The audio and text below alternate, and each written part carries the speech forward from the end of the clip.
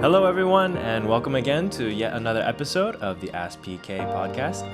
My name is Joseph. I'm with Pastor Keith. And Pastor Keith, today we have a very interesting question. Okay. It's coming from someone who's asking about, what about these situations where people kind of see Christians and non-Christians, and it seems like their lifestyles are not too different? Maybe even specifically when it comes to material possessions and the things that maybe we might indulge in or, partake in, and should that look starkly different, or how do we navigate that space?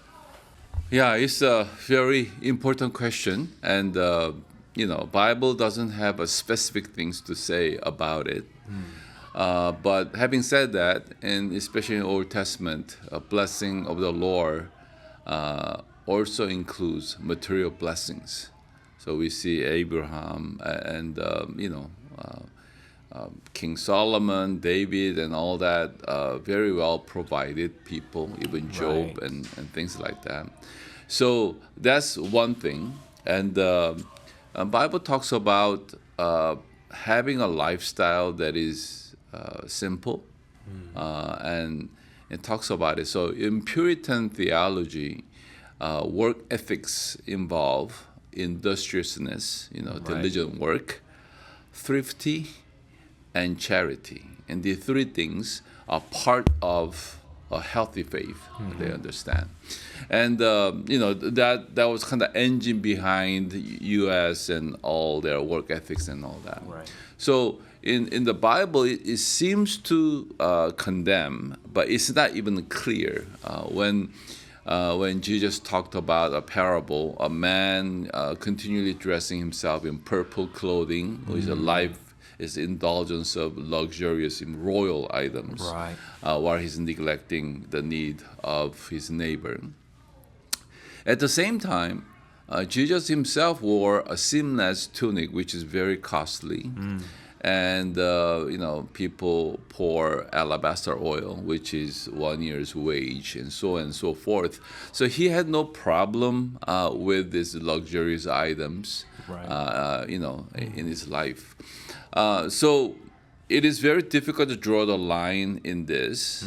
But having said that, it seems to say the continual indulgence in material things, or having putting a worth and meaning to that, it is not consistent with our faith. We are to live in spiritual and simple life.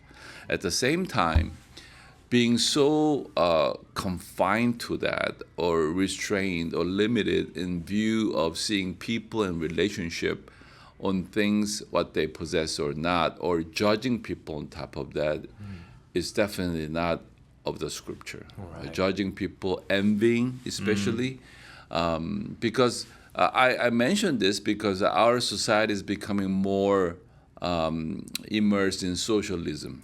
Right? Socialism is not for the sake of poor people. It's just envy and hatred toward who are more successful, or who have more stuff. And so it is always condemning and judgmental toward people who have more than us. I say this because some people in our congregation or wherever, they have a profession that requires better automobiles, such as real estate agent. You cannot compare that person's need to have some kind of presence or dealing with their clients, and that to a person who works at home, and it's just totally different things. So you cannot judge a person or extrapolate their spiritual life based on what they have or not have. Maybe somebody received it. Now the definition of luxurious item change. Yeah. What is not a luxurious item here can be in developing world. Right. And some things they have in developing world, as simple as it may be considered a luxurious item here because we just don't have it. So there is a simple guideline on this, and I would recommend that person to withhold judgment about that, and actually be very careful, and why that bothers that person so much. Having said all this, going, just surrounding ourselves with the finest things of the world is not consistent with the biblical truth. Right. That's why the Pope Innocent really confessed before, Saint Francis of Assisi, and said, "Your poverty made us ashamed of our, plenty." And there is that kind of right attitude to it. So I don't know. The person has to draw his own conclusion or her own conclusion and all that. And giving a benefit of doubt of another person is a special situation, maybe it's gift and whatever else. And there's nothing that condemns a believer from enjoying the good things of life, but putting a meaning to it and just orient a person's life to get that at any cost and whatnot can be dangerous, and it is foolishness according to Scripture. So at best, I want to say unwise or foolish orientation to wanting to have the finest things around that person's life.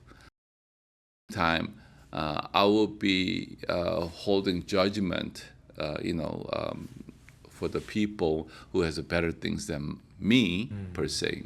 I'll give another example. When we were doing food pantry, sometimes cars drive in, Right. and some good cars drive in, Yeah. and our volunteers get tripped over. I told them, hey, hold your judgment. Sometimes they are in need because they made foolish financial decisions Right. that they cannot afford. Sometimes these are the people who gave right to the ones who doesn't have a car, but they have needs. So they were actually helping their neighbors to come and get the food from our food pantry. And so, having that kind of judgment or a condemnation against the people without knowing the situation can be very dangerous. Right. Yeah. Yeah. So that's it. Yeah, thank you, Pastor Keith. Thank you for sharing. Okay. And, we hope to see you in the future episodes to join us and listen to more of this wisdom. Please pardon a little bit of the background noise. We are having our annual church vacation Bible school, and so we have a lot of kids moving and scurrying about. But thank you for joining us, and we'll see you next time.